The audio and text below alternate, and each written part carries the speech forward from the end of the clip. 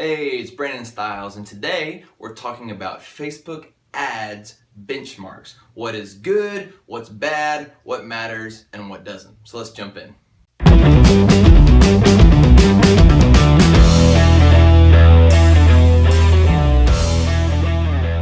Alright, when you're dealing with Facebook ads, a lot of people want to know what's good, what's a good cost per click, what's a good conversion rate, what should I be trying to aim for.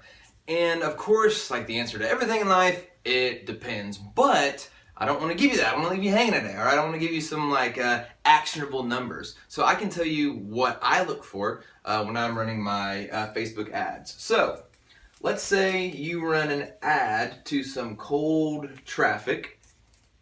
So these are people that haven't ever heard of you before.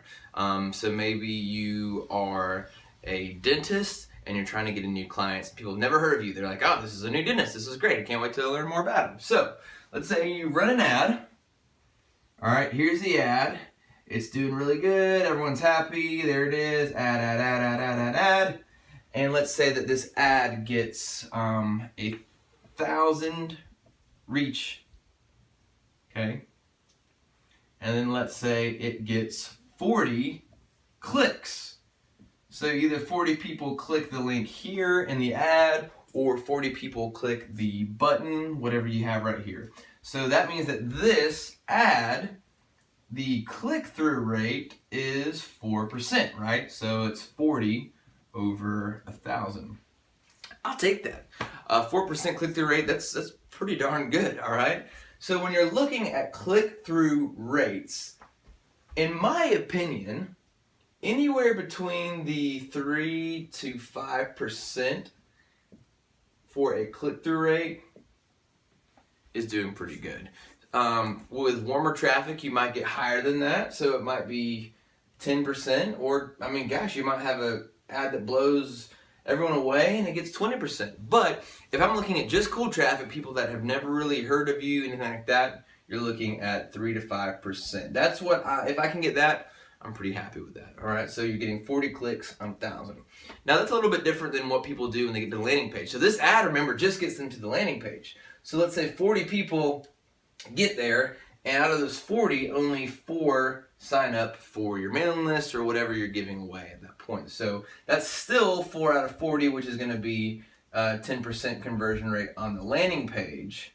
But really, that's just 1% of the people that clicked on the ad. Anyhow, click-through rate, all you need to know is be looking for 3 to 5% for a good click-through rate. And if you're not getting that, you might want to play around with some demographics, some targeting, things like that. Okay, now, a lot of people want to know about cost per click. What is a good cost per click? I was talking to my friend Terrence today. We were talking about cost per click.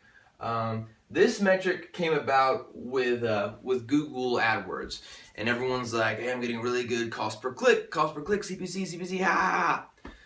What is a good cost per click? Well, my kind of rule of thumb is I don't even look at this. So a lot of times I'll look at it, and as long as it's below what my product or service is, that's cool with me, all right? So let's say you've got a $100 product, all right, but your cost per click, this is a huge exaggeration, by the way, but your cost per click is $300. If it's doing that, you kind of need to reevaluate your life, maybe what's going on. Maybe go to church a little bit, all right? Maybe pray through and see what's going on with this ad. So that's obviously not good. I feel like I don't want to give a number here, but I feel like in my best ads, I'm getting under $1 per click. But that doesn't necessarily mean anything, because like, let's say if my cost per click was $20, but what I was selling was 1,000, all right, and let's say it took 10 people going to my website, so $200 to get the sell. Well, shoot, that's an $800 profit every time, 5 to 1. So I'm happy. I don't care. I'll take that. So when think of cost per click as a vanity metric, all right? Something you talk about at parties with your friends and you can all brag on it. But don't necessarily look at that for how effective your ad is. Like if your ad gets into that 3 to 5% click-through rate, then maybe you can start saying like, hey, by the way, Steve, my click-through, my CPC is at 18 cents. And he's like, well, mine's at 6. And it's like, well, screw you, Steve. But don't look at it too much, all right, if you're just for your Facebook ads, because it's just not super important a metric, okay? Finally, let's talk about the third important factor in Facebook ads, and that is your relevance score. So the relevance score, you guys have probably seen this.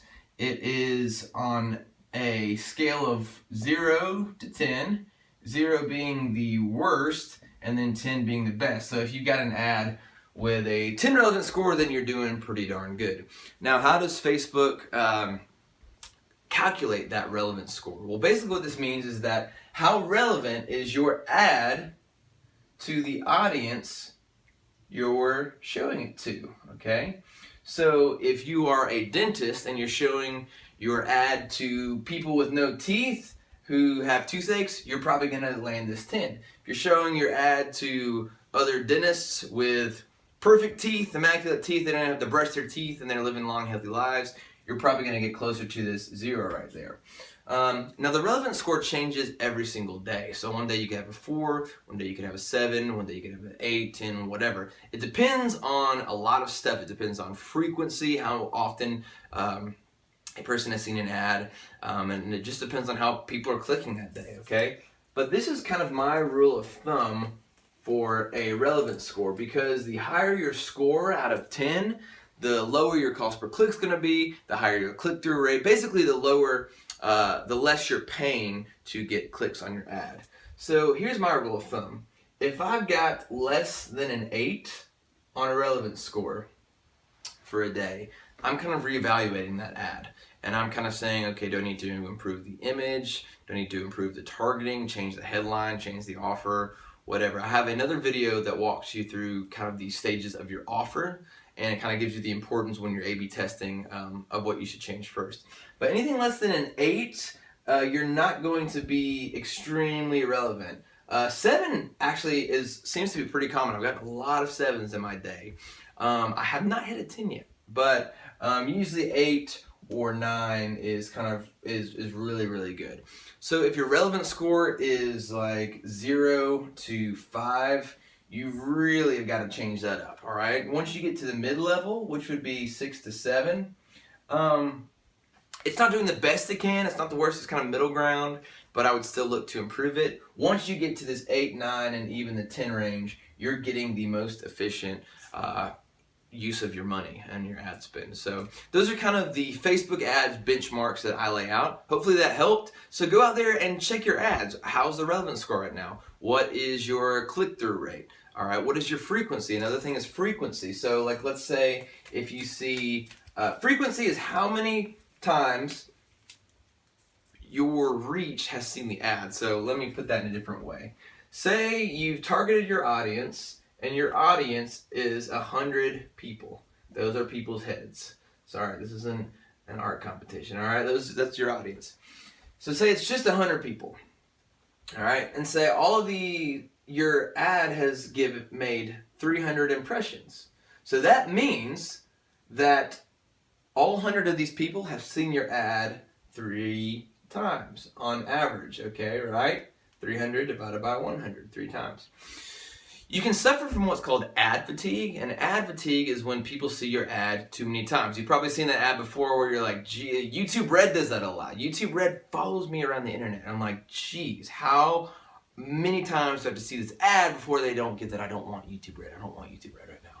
So that is an ad that I see too much, and I've got ad fatigue on it. You probably want to keep this between 1 and 1.5. So once your ad creeps above 1.5 in frequency, that's when I start thinking about another ad. So it doesn't mean your ad's bad. You could have a 10 relevance score, but it just means people are starting to see it and they're like, all right, man, we get it. Thank you. Your audience has been served. Find something new. So those are some Facebook ads benchmarks. Go check yours out. See if you guys are in these parameters or anything like that. And if you're not, change it up, improve it, or suffer the consequences. I'm just kidding. I'm Brandon Stiles. I'm a digital marketer in Atlanta. Thanks for watching. Please subscribe if this was helpful to you. I put out videos pretty much everyday basis to try and help you build your business and learn how to market better. Talk to you soon.